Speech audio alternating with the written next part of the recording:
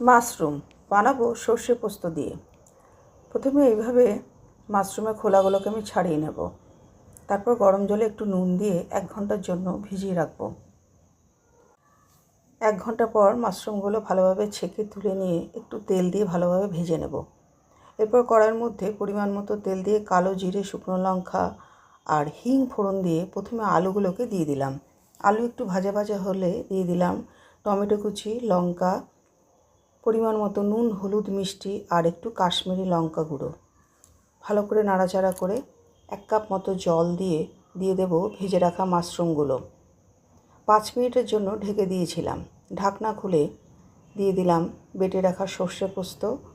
আবারও একটু নাড়াচাড়া করে নামাবার আগে দিয়ে দিলাম 1/2 চামচ হিং আর একটু কাঁচা সর্ষের তেল। ব্যাস, তৈরি হয়ে গেল মাশরুম। খেতে কিন্তু দারুণ হয়।